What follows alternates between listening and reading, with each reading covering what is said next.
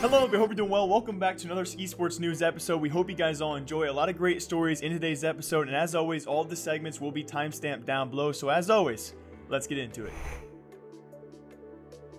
And first off, in big CSGO news out there, we have many announcements coming last night, which I have not covered yet. The first of which, though, most importantly, we have MiBR finally announcing a brand new coach, and that will be well-known analyst Yanko joining the team. So, of course, the team right now has been struggling, I guess you could say, over the past couple months, and this is probably one of the biggest signings for a coach we maybe have ever seen in the CSGO scene. And Yanko, very funnily enough, if you guys watched the E-League Premier Tournament, he was on the analyst desk, and supposedly going forward, he will, of course, take over the coaching role here and probably not be an analyst in the future. But when it came to E-League Premier predictions against Team Liquid, it was actually him making the only prediction for MiBR. So obviously at that time, it was late July. He probably knew as well going forward he was going to have the MiBR coaching spot, so that was just very funny to see. But also in big news out there, if you guys are big fans of Cloud9 former member, or I guess you could say kind of current member Swag, or also known as Braxton Pierce, he finally has responded to allegations out there. If you guys don't know the player very well, over the past few years, it's been mainly Reddit accusing this guy of always sounding high or always having like a weird tone of voice, and apparently he's actually had enough of it. He did take to Twitter eventually to actually post about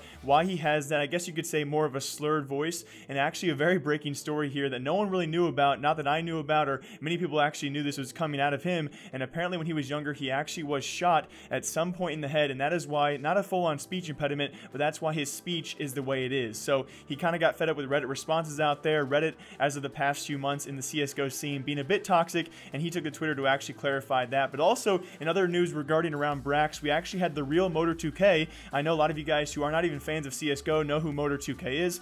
Pretty notorious donor out there in the streaming world, as well as other YouTubers in the scene. He actually offered to bring Brax out to his house. So very cool to see, and actually learn CSGO or teach him CSGO. Who knows which way that will go. But of course, Brax took to Twitter to actually ask us if that's a good idea. Of course, it's a good idea. I cannot wait to see if Brax actually goes to his house, which I think is over in Los Angeles. But also, another big news out there for Virtus Pro, making changes finally, which definitely needed to be made. It was actually replacing their stand-in member. When Snacks left, it was actually Morels to join this roster, and now Morels will be replaced by AGO member known as Snatchy. A definite improvement for the team going forward, as Snatchy will take the primary opping role, and that means Pasha Biceps will go to secondary opping. Definitely an improvement here that we've seen somewhat in the past, though. We saw when Taz was replaced by Mihu formerly of Kingwin. He was a rising star, and obviously Taz then took his short break from CSGO. He obviously didn't want to play, and that was an improvement we saw for the team going forward. But statistically speaking, results-wise, they didn't really improve once they acquired Mihu. Will they actually improve this time around? That is the big question. As of right now, the team is actually at IEM Shanghai with Morels in that roster to finish out the tournament, and they've been doing quite well. They actually swept Team HR, although HR had no Woxic. They did have Fajet's actually standing for the team, and he was their top fragger, so some pretty notable wins there. They also 2-0 swept 5 Power. Again, this is actually with Morels in their roster, so going forward, still a big question mark for Virtus Pro. Will this actually change the results in time for the major? I'm doubting it, but we're going to see what that actually does in the future. But also in big news out there, we had a huge CSGO update, and that was actually the Horizon case, as well as a huge patch update. So most importantly, obviously, we now have Panorama UI for everyone. It is now your default CSGO setting, although you guys can, for a limited time, I'm not really sure how long limited time is, you can actually revert back to the old CSGO layout, but for now, default-wise, for the future, it will be Panorama UI for everyone. Alongside that, we had a new Deagle animation, so that was actually very cool to see, a secret Deagle animation you can only get every once in a while. And also, most importantly for pro play out there, actually a huge update that needed to happen, and again, so far we've seen actually great response. Although the noise is a bit weird, it does have to have a different noise so you can actually understand which bomb is being planted where. That's a new bomb plant sound for B site. So A site will stay the same as the old bomb sound, and now B site bomb plants will sound like this. So a definite improvement going forward. I cannot wait to see how this actually affects pro play. There's been so many instances out there, so many clutch moments where a player may not know where the bomb is being planted, even though he's close to one site. He thinks he hears it on A site or B site, and he never knew which to go to. So this is definitely going to clear up some confusion in the pro scene out there. And on top of that, I guess you could say last notable mention, of course, the Horizon case itself did bring 4 new knives, the Ursus, the Stiletto, alongside that the Navaja, and very lastly as well, we do have the Talon, which is pretty much a version 2 of the Karambit. So So not too many cool skins out there, although one thing I'd like to point out as well is the new M4A1S skin looks a lot like the Icarus Fell. You'd think after all this time, especially this is actually the largest case gap we've ever seen between cases, you would think Valve would actually, you know, take away all the identical looking skins to skins that are already in the game, but apparently not. So what do you guys think about that? Obviously a huge update though coming for CSGO, panorama, new deagle animation, alongside that huge pro play, I guess you could say a huge pro play improvements, and definitely some good news coming for the future of CSGO.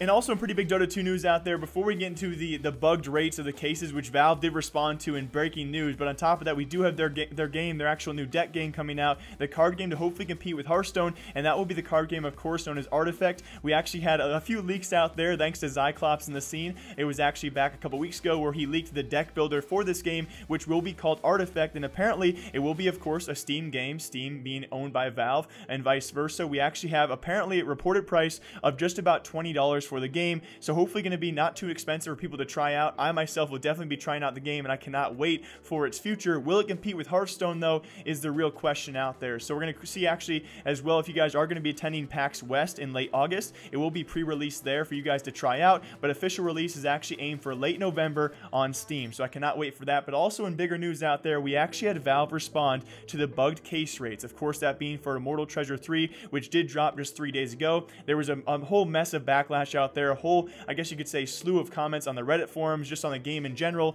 of the apparently being bugged rates, that being for the rares, the very rares, and the ultra rare skins just not having the same drop rates they did in the past. And apparently Valve did find a small bug and issue, and they actually are responding. Instead of just shrugging it off and going forward and fixing it going forward, they're actually reverting all those people who have opened Immortal Treasure 3. They're going to re-roll those skins, so if you guys have been asleep ever since they announced this, you might wake up to some brand new skins in your inventory. If you did open anything from Immortal Treasure 3, they're going to re-roll those, and they'll surprise you guys in your inventory with your new skins with the fixed not bugged rates. So that was actually a great response from Valve. Great for them to actually come forward about this and openly state what was actually the issue, although what would have happened though if we didn't respond the way we did. So congrats to you guys, the community out there, who actually raised such an uproar. They actually found the bug themselves, because it was only us seeing the bug. It actually took some deep diving on Valve's end to actually find this bug. Now very lastly as well, speaking of bugs out there, the Steam dupe glitch is actually apparently still going on. Of course you guys know the Dragon Claw hook inside the game itself, currently worth around $800 on Steam. Unfortunately enough, has actually been the main target of these Steam duping scams. If you guys have not heard about this, pretty much new Steam games have been making duped items in their own games,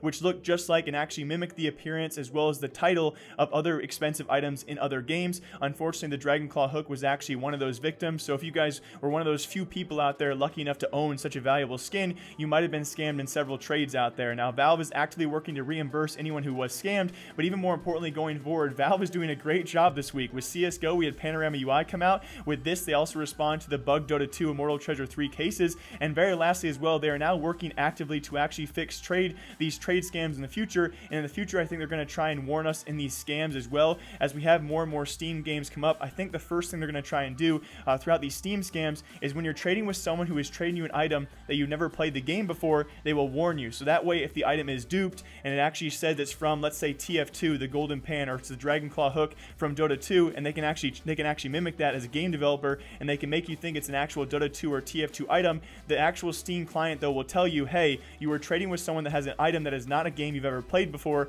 So that is actually a warning for all of you guys. In the future, hopefully these Steam dupes are not going to be a thing, but again, it's going to be a very hard thing to fix overall. So Valve is actively working to fix this scam in the future, and that was in great news. Valve this week, great job.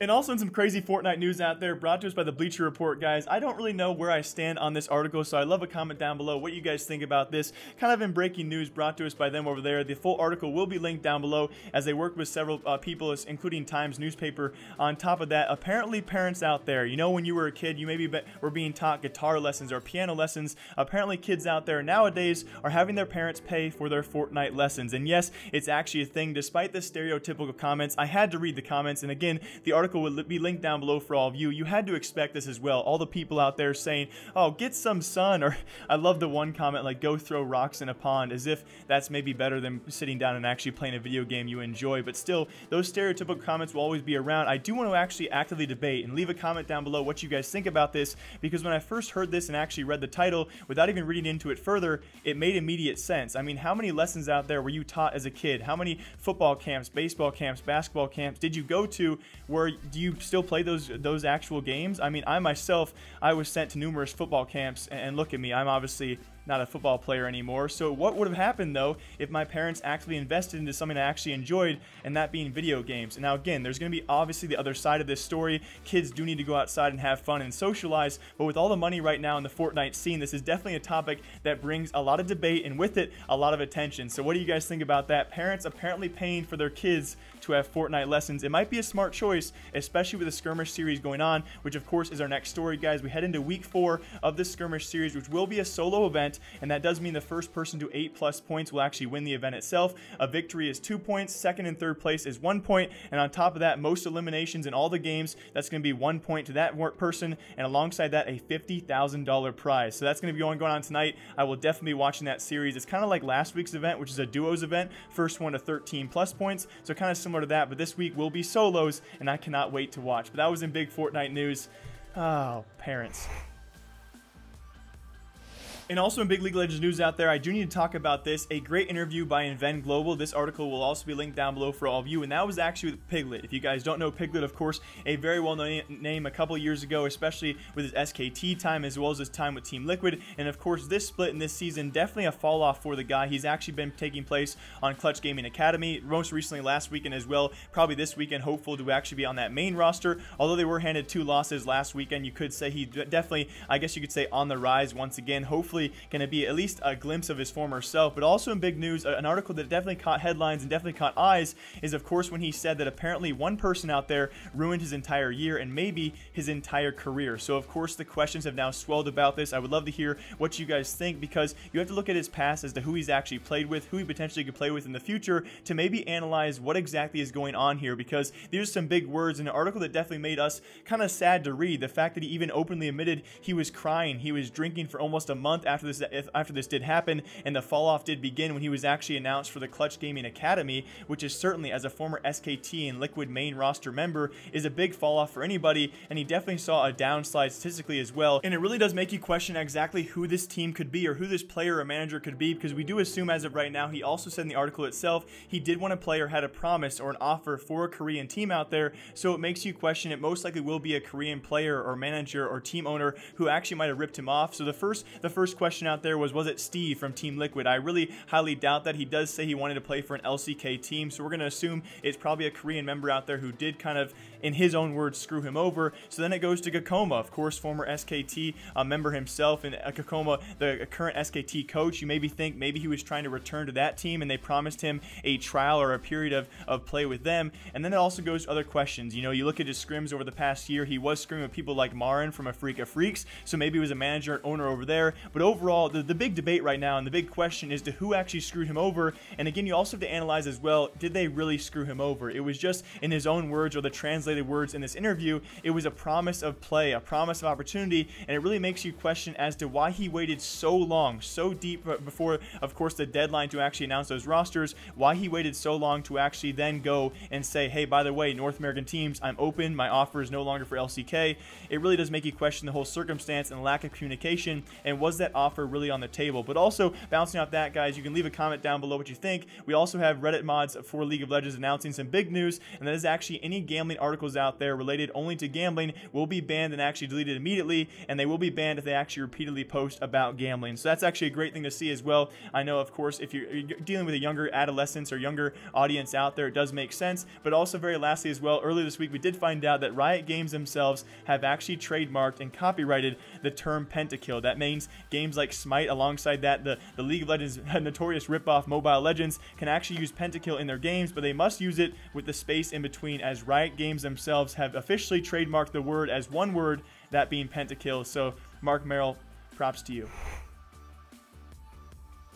And also for Overwatch news out there, we can expect in the next few months some big roster changes hopefully coming soon before our next Overwatch League does start. No real big trade deadlines do happen before December, so for the next few months we can expect a little bit of a lull period. We'll just touch on patch notes and some I guess you could say some sparse roster changes that come every now and again. But as of right now, we do have some 2 franchises have actually been announced as well as their locations, and that is all that's been announced so far. The first of which to Guangzhou, China, and the second of which was actually to Atlanta, Georgia. And those 2 franchises have announced, but no rosters so far, no team names, only the locations of those teams. Now, of course, Atlanta, Georgia, and both Guangzhou, China have been announced as some pretty big cities, so we can expect some pretty big signings to those rosters. Who those players will be, though, I cannot wait to see. So expect changes coming sometime soon, but as of right now, that's all we have for Overwatch news.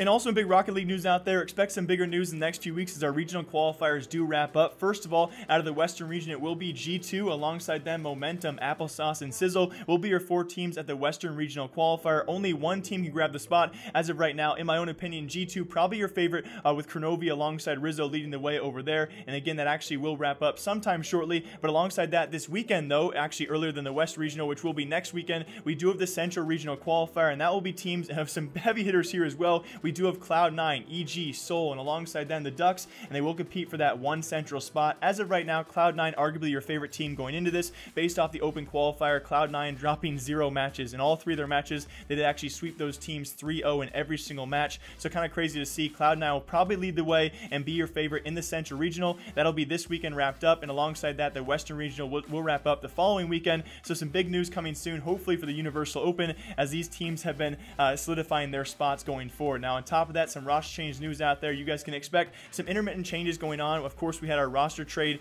our trade lock earlier this week, but still some big announcements coming for teams who will not complete in, of course, in RLCS Season 6. On top of that, one of them being PSG, who have announced their newest member, which will be Fruity, joining their roster. And very lastly, and kind of in sad news, and just in general for the CLG organization, they are now officially leaving Rocket League as announced as of last night. And apparently, of course, they obviously left their CSGO roster late in 2017. Now Rocket League, it seems going forward, there's still hope for the future of the organization will be their League of Legends team, which going forward as well for playoffs is, as of right now, not sitting too well. So CLG has officially left the Rocket League scene, guys. Expect some big announcements soon, though, as regional qualifiers slowly do wrap up. But as always, guys, I hope you all enjoyed this week's episodes of Esports News. If you guys did, please leave a comment down below. What did we do well? What did we do wrong? What did we miss out on? And we hope you guys all enjoyed, and we'll see you back here Monday. Hope you all have a great weekend. As always, though, my name is Jake, and we'll see you then.